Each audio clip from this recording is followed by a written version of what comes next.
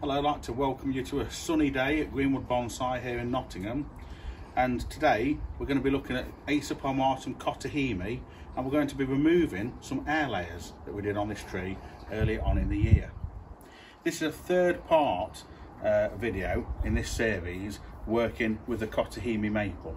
Let me just do a short recap for you. These maples are quite a rare cultivar. You can see they have a very small, delicate leaf and very tight growth pattern. It's hard to get them, you don't see many of them around, and I've managed to purchase a really heavy trunk example here from a nursery in Holland, and when I bought it the soil line was about here. All these roots were buried. I've managed to uncover these roots at the base, and I've had this tree for about 3 years, and what I do every year, I take sections of it off by air layering.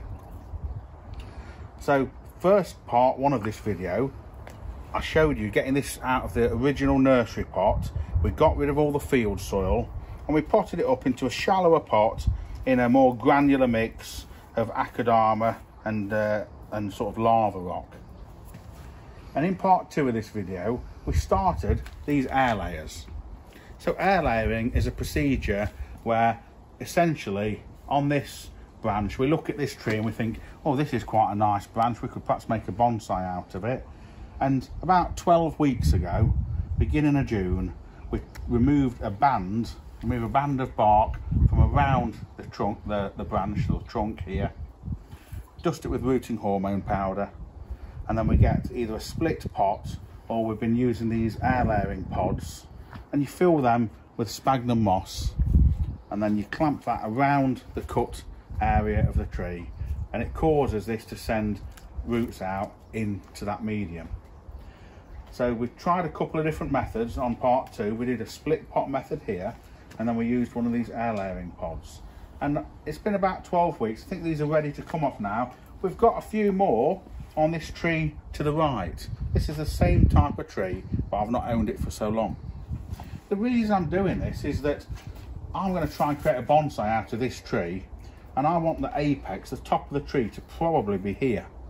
So everything above it was extra. I didn't need it, it was waste. But rather than cut it off and just waste it and throw it away, it's better to try and save this, because this will make more trees in future that we can do something with, because it's quite an unusual cultivar. I might be able to style this in future as an individual tree. I might be able to use a few of them and create a forest or clump style planting. So rather than cut it away, it's a really good use to get more trees to add to my collection or to offer customers for sale. So last week we took a couple of little ones off. You can see over here, these are 2 little Koto Hime maples. These were on this second tree, and these are ones from this year that we've air layered, and they've got quite a lot of root on them, and we just potted them into these plant pots. So they're quite happy. And this one here is one that I did last year. It was a larger branch to begin with, and it was in here on this tree, and it was removed, and this has got a good amount of root on it now. It's been in akadama for a year, putting on a good amount of root. So we're going to just show you that procedure today of the removal of those air layers, and we'll see how they've got on. So it'll be interesting to see. So this one here, split pot method, we wrapped it with cling film, just like a narrow cling film, so that we can it keeps the moisture. And we've had strange weather here. We've had a lot of wet weather in the UK, but we've also had some really hot, dry days. So it's been a bit up and down. So it's good that these have rooted, hopefully, because I want to try and take these off now, because I don't want these to dry out. So we'll snip that wire. We'll just take this off, see if we can undo it. There we go, look. Quite happy with that result. You can see it's put quite a few roots out round here, quite a lot. And this tree hasn't really moved much. It's even got weeds growing in the top of it. Look, we don't need those.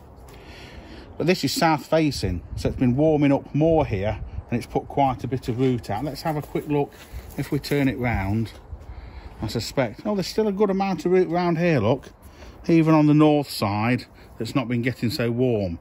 That's plentiful amount of root. Looking at that, we could probably have severed this even a couple of weeks sooner. So I'm going to take it off in here. I've got a little bit of wire that I put under the base there. Let's just take it off with this little chainsaw, and I use this because it doesn't rattle this about too much. So a nice neat cut across with this to start with.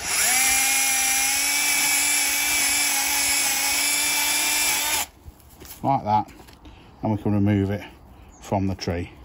And you can see we'd put that wire there just to stop that plant pot falling down. Really good amount of root. I'll just go and get a pair of pliers so we can take this wire off, and then we can tidy this base up. So this wire that we'd put, oh, we'll just unwind it so we can take it off there like that. Just slide it over.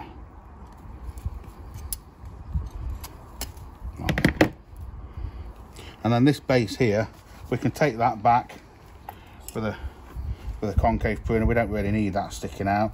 And the cut is going to be further up here. So there is a stub underneath. And at this first potting, we don't have to trim it ever so tight.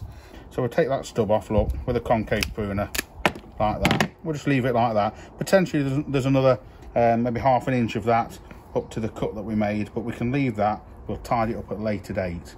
What you don't want to do at the moment, really, is disturb any of this root. You want to just get that potted into a pot so it can grow on and get some vigour and health to it. We'll use like a 3 litre plant pot like that, and we're going to pot it into there like that. Before we do, there's no reason why I couldn't reduce the top of this tree a little bit. It's got a good amount of root on it, but if we look at this tree structurally, we might trim it as being a bit more of a twin trunk, so it won't harm. If I just shorten back, let me shorten back a little this growth here. I mean, some of this growth it's put out in the last few weeks anyway. So if I shorten these back, try and consider what it might look like in future.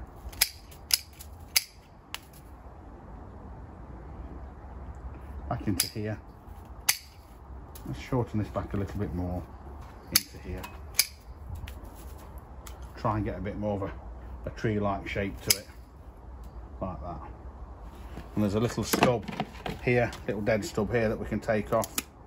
So again, just taking those few bits back, making that next decision about the style of this tree has helped us just to take off 20–30% of this top section that we don't, if we don't need it, we take it off and it will get off to a flying start. So because we're going into a plant pot, look, it's got fairly large drainage holes in the bottom of this. So we'll cover them up with something. We'll just use a little bit of, mesh just to put in the bottom of that pot.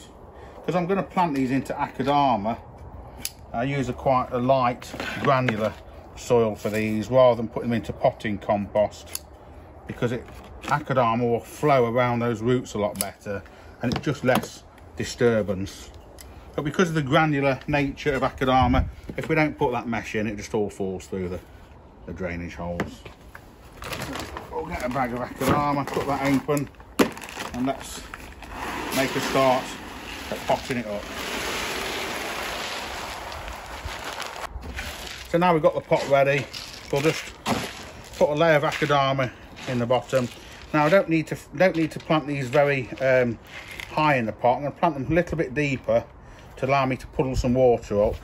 And the top section here, don't want to disturb it too much, but this top section hasn't actually got any root in it, so I can just pull a little bit of that out. And this sphagnum moss is really good for rooting. It doesn't matter if we just pull that out there, look, and just drop it into the bottom of the pot. That will encourage those roots to grow into that. So hold it like that in the middle of the pot, fill around with some Akadama, let it flow down through the roots and the moss like so, and then just a potting stick just to work it in around the edge of the root ball. You got to be, don't overdo it, just enough to firm it in, but you don't want to be too busy with it because you don't want to damage those roots.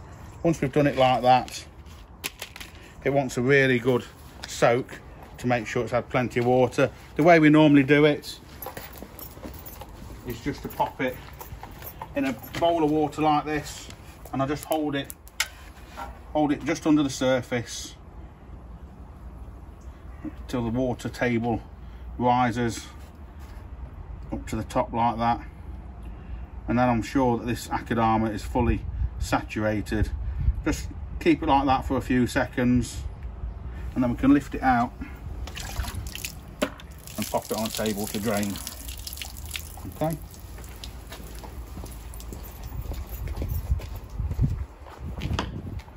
So that tree, that air layer, you can see where we've taken it off just here. Don't forget now, with this being the terminal of that branch, it's worth putting some wound sealant on that, just so the tree doesn't bleed out of that cut too much. But let's get on with another air layer. So that was a split pot method. We just took a plant pot, here look, I'd cut down the side, and I'd cut a little hole in the bottom of it to allow for putting it like this around a branch, and then we just reinstated it like this. It's quite simple. We've all got spare plant pots lying around that you can do this with. It's a little bit fiddly if you haven't done it before.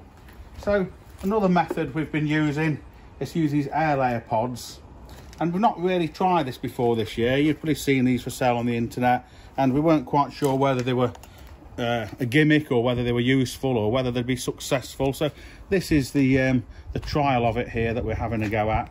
They're available in different sizes. What would I say? They're quicker to put on in use. They were easier to do. They're a little bit more restrictive because they've got an inlet and an outlet here at the bottom, and that's only a certain diameter. So you've got to make sure you've got the right size pod for the thickness of branch. So we had a few where they didn't really fit very well, and we took a little bit more plastic out to make them fit a little bit better. One thing I will mention with them, earlier on when I started this plant pot and this is a lot warmer, because that's black plastic in the sun, and this was black plastic that was wrapped in cling film. This just had more heat in it, so it's potentially made a warmer environment. So maybe that's better. Well, we know it's better for root growth, but maybe it's made a lot of difference. Maybe it's made a little bit of difference. We just cable tied them on at the top there. So you just snip that cable tie with these like that. There's another one down here, and then you can just sort of prise them apart. Just get a pair of scissors in there and split them open. They've got like these little lugs inside that snap together, so you have to just open them up like that. So that is pretty remarkable. I don't think you can ask for any more. Look at the amount of root on that. And again, that was on the underside. So here, which was actually south facing, there's less. Now the reason for that on this, I can tell you why, because this side here is drier to the touch. When I'm touching this, because the heat on that ball, this moss is actually drier than the moss that was in the plant pot. So what's happened on this one, it's put loads of root out, that's great, but it's put it out lower down on that ball where it's perhaps collecting a little bit more moisture, so the moss was damper. So it's put more root growth out there and a little bit less here. So I think from that experiment, I'd use these again, but from here I can see that we need to have watered this a little bit more. We've been successful this time, yeah, but now going forward, next time we do it, we'll know we probably need to water these twice as much as the ones we use the split pot method on. So that's an interesting observation. So again, we'll just use a little chainsaw and we'll just take this off below the ball like that, quite easy. So now we've got this, and again, like we did before, we can just trim some of this back a bit tighter at the top, and like this, and we can keep that little branch, take some of these off that we don't need, and we can just comb away this top. Let's have a little look on this one. We don't need this moss at the top of the tree.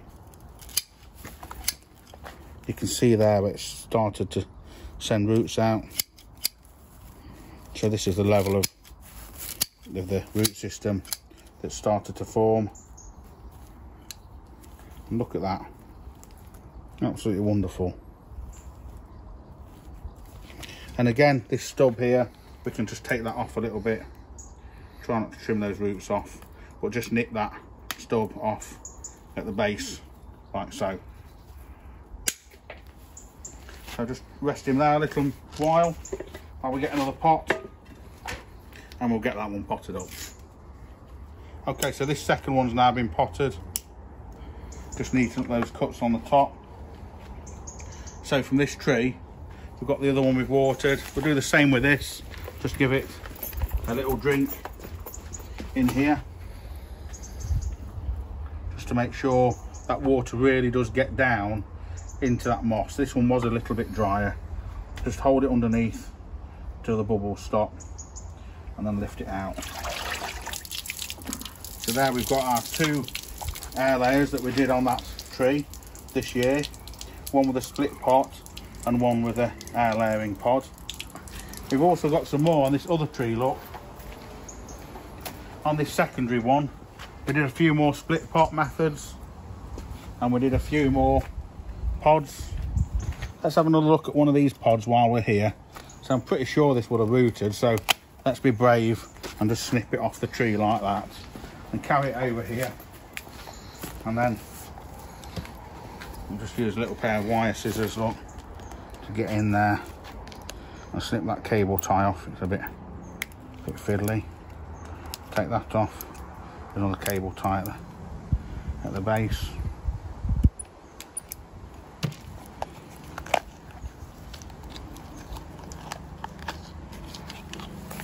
Just take the little pod off. The problem with these pods we found was that this is a good sized pod to get a root ball for bonsai, but this hole was a little bit small, and the one at the bottom, we've actually butchered this at the bottom, look, made it a little bit larger. But that's it, out like that, and then we can shorten this back a little bit like so, and then trim this base back like that, and then we can just pop that into a slightly smaller pot. So these are quite nice. We had a few of these this sort of size, a few of these smaller ones. We might be able to get a little group planting, little forest planting together with these. Also, these are all the Aesopomortum Koto Hime, and if you come over here, we've got a similar tree here, which is a Shishigashira maple. It's a similar sort of leaf, but slightly larger. And I've got a large one of these in my garden that's probably about 4 meters tall, and we've got about 25 to 30 air layers on the one in my garden. So we're taking these off here, and then when I get home next few days, I've got the ones in my garden to take off, and we'll see how they've progressed. We've done them with the air layering pods. So all in all, we've managed to get another, we've got 2 trees off this one this year. We've had about 15 trees off here altogether in the last few years. On this one here, we've taken 5 off already. 6, 7, 8, 9, 10, 11, 12, 13, 14. We've got 14 or 15 that we can harvest from this tree this year. So it's a really good method of obtaining trees, and also it's a very green method of getting trees. Rather than cut this off and be throwing these bits away or burning them, we're just creating new bonsai of the future with them.